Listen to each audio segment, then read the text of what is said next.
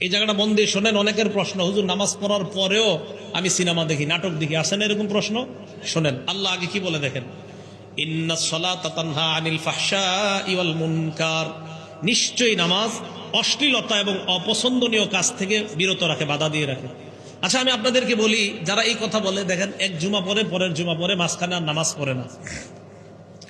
একদিনে 5 ওয়াক্ত নামাজ যদি কোনো ব্যক্তি পড়ে, তাহলে অন্তত মোটামুটি ভাবে বললো 1.5 ঘন্টা লাগবে। কয় ঘন্টা?